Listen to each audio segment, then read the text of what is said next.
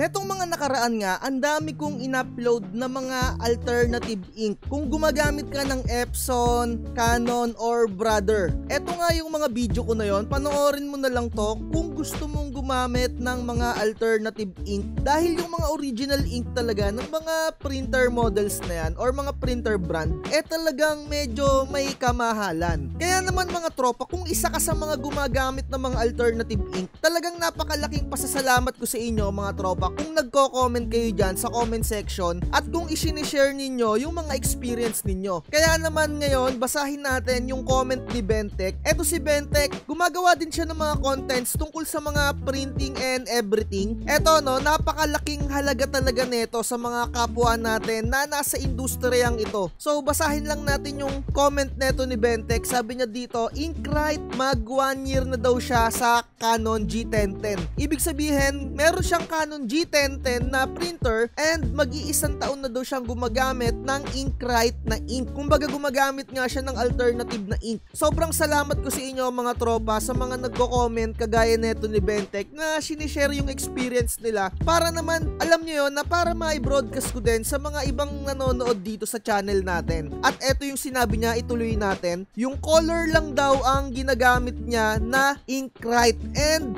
medyo meron daw difference sa kulay. Pero slight lang daw na pag-a-adjust or yung tinatawag na color correction, nagagawan naman daw ng paraan mga tropa. And meron din daw siyang customer na ginawan daw niya or tinulungan niya siguro to or nagpa-repair sa kanya na gumagamit din ng Universal Ink. 4 months na daw and wala pa naman daw feedback na nasira yung printer head. Malayo nga lang daw talaga yung kulay. Medyo mas maputla lang daw kung ikukumpara mo daw sa original ink talaga. So ayun talaga yung mangyayari mga tropa. Kung medyo gumagamit ka nga ng mga alternative ink, medyo may experience mo nga yung pagkakaiba ng kulay. Syempre magkaiba ng color profile yan or alam nyo yun na ibang materials yung ginamit dun sa ink na yon. Kaya naman meron talagang pagkakaiba dyan. Ito yung magpapatunay na si Bentek. Kaya nga sinasabi ko sa inyo, sobrang salamat ko sa mga nagko-comment, sa mga kagaya neto ni Bentek na sinishare yung mga experience nila. Talagang nakakatulong to sa mga kapwa natin na nasa industriya na to. So eto mga tropa, ipapakita ko lang sa inyo yung Universal Ink na sinasabi siguro ni Bentek. Napakaraming Universal Ink dito, lalong lalo na ito yung napakamura, 19 pesos. Kung susumahin, talagang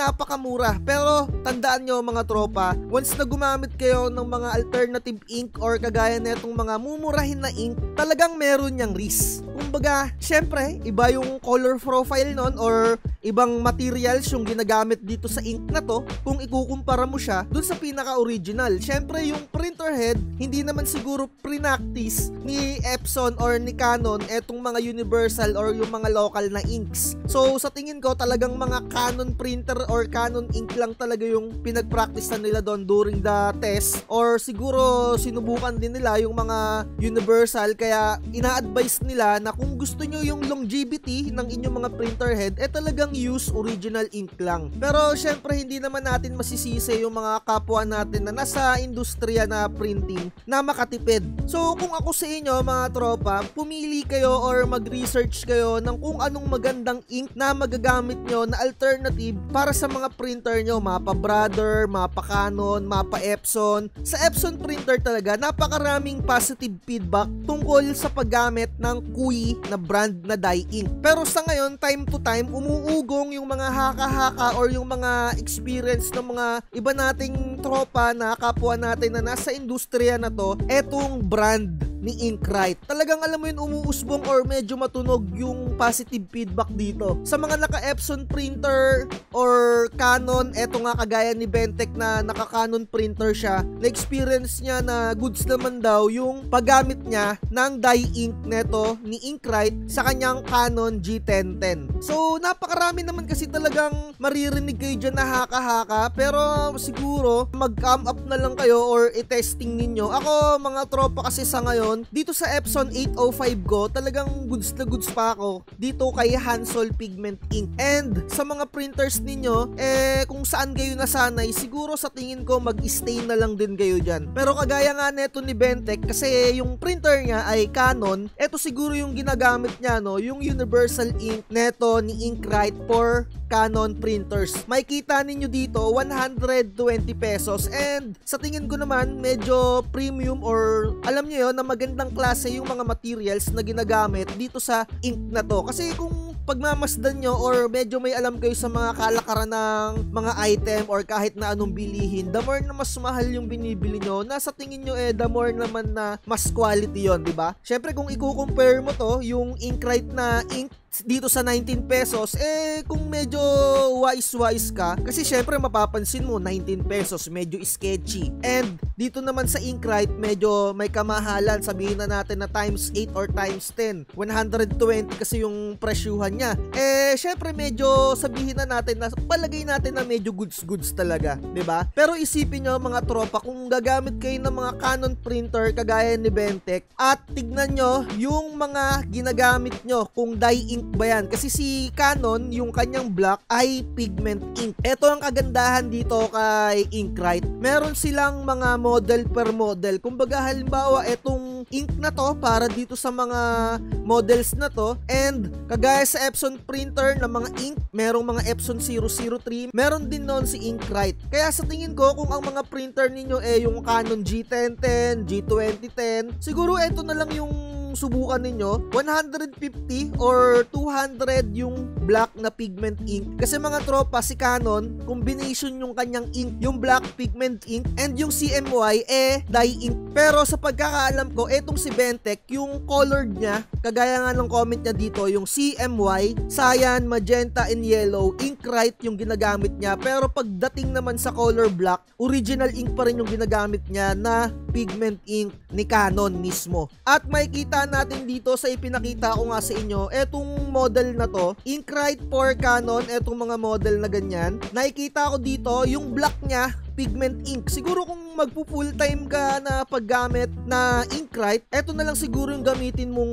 brand, 'di ba? Or eto yung gamitin mong ink, yung merong specific talaga na pigment ink sa black. Pero kagaya nga ng sinabi ko, nasa sa inyo pa rin kung iti-take nyo yung risk sa paggamit ng mga alternative ink, kasi mga tropa, napakamahal naman kasi talaga ng mga original ink neto ni Canon. So makikita natin dito sa online store, etong Inkbright na flagship store dito sa Lazada, yung original na ink neto ni Canon, 385 bawat kulay. And makikita natin dito yung kulay black, syempre medyo may kalakihan siya, 495 or almost 500. Pero etong si Inkbright, meron din siyang parang kaparehas ng ink or compatible ink. Parang si Inkrite din, meron din silang sariling ink na ginagawa. Ito, makikita natin, halos parehas din na presyuhan neto ni Inkrite. 150 yung kanilang black and 163 yung mga ibang kulay. Nakalagay dito, refill ink. Ito sa mga series na to, ayan o. Kasi napakamahal talaga ng original ink na isang bilihan mo, 1,500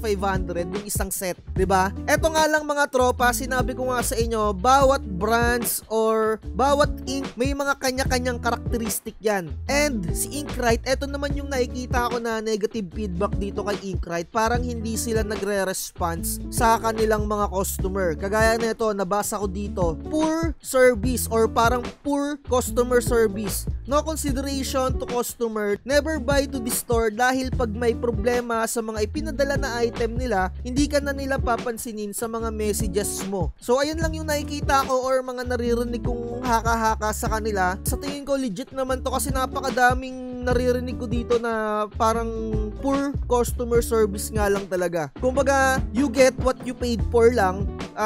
Wala nang mga after sales, 'di ba? Pero kagaya nga ng sinabi ko, yung paggamit din netong Inkrite na mga brand ng ink nila, lalong-lalo na sa printer na Epson 8050, talagang yun yung ginagamit ng mga karamihan na nakikita ko dun sa isang group. Ito yung ginagawa ko, no, bago ko subukan din yung isang item, nagbabasa-basa muna ako talaga kasi ako personally, plano ko talagang bumili ngayong taon na to ng Epson 8050 kasi napakahirap ng bumili ng maayos na Epson 805. Kumbaga wala na tayong magagawa sa technology, nag-move forward na talaga, kaya wala na tayong magagawa, mag-adapt na lang tayo. Tinitignan ko kung mag-i-stay ako ng original ink sa 8050 or ipipigment ink ko siya using Inkrite. Kaya nagbabasa-basa na ako and narinig ko din at nakita ko sa mga comment section dito sa YouTube channel ko, sabi nila medyo matagal daw matuyo ang ink neto ni Inkrite at ang nagkakaproblema naman daw dito yung cyan na kulay.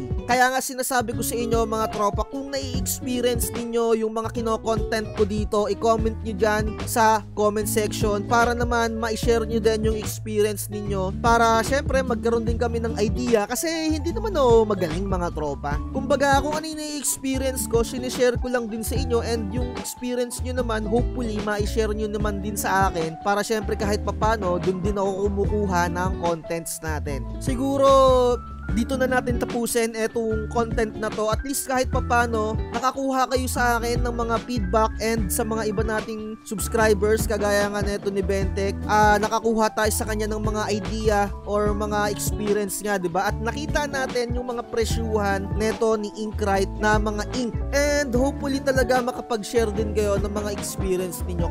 Napakalaking pasasalamat ko sa inyo mga tropa once na nag-comment kayo dyan sa ating comment section. Comment down below mga tropa kung meron kayong mga katanungan and kung alam kong sagutin yan, i-comment natin or gagawa natin ng content. Like, share, and subscribe. Lagi ko sinasabi, huwag magpapauto. Bye-bye. Huwag kang magpapauto, mag-isip ka sa pilian. Sa laro ng buhay, dama ang tampuhan.